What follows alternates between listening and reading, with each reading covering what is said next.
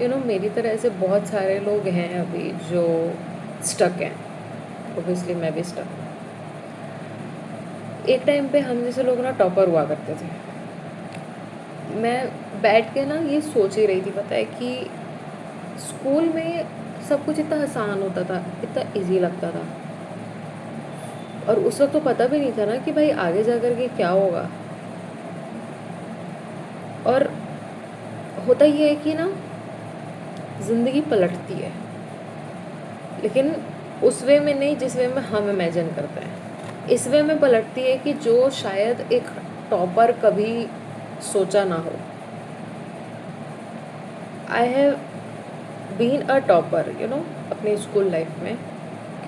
लेकिन जब मैं अभी देखती हूँ ना तो मुझे ऐसा लगता है कि यार ऐसा तो कुछ नहीं सोचा था, ऐसा तो कभी प्लान नहीं किया था, ये तो स्क्रिप्ट में ही नहीं था भाई।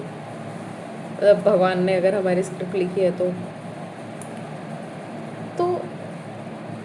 बैठने के बाद ये समझ आता है कि स्कूल में जो हम सोचते हैं ना कि आगे जाके ऐसा करेंगे वैसा करेंगे, ये होगा वो होगा, वो सारी चीज़ें नहीं होती हैं एग्जैक्टली जैसा आप सोचते हो। और स्कूल टाइम तक तो पता भी नहीं चलता यार, कुछ समझ ही नहीं आता है कि हाँ 12th के बाद हाँ ठीक है ना, देखते हैं, ऐसा आता है। लाइफ की सीरियसनेस ये सब कुछ नहीं समझ आती। लेकिन एक चीज़ बहुत अच्छी हुई, दैट दिस फेज,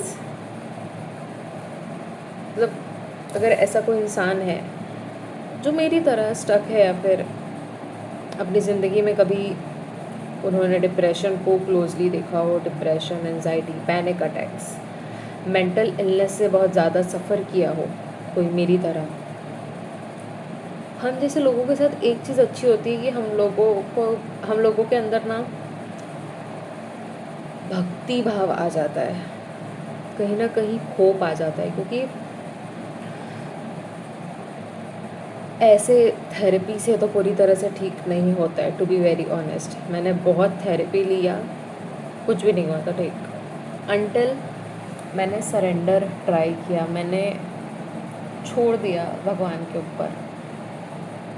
और एफ़र्ट लगता है यार, सरेंडर करने में भी, भगवान पे विश्वास करने पे भी एफ़र्ट लगता है।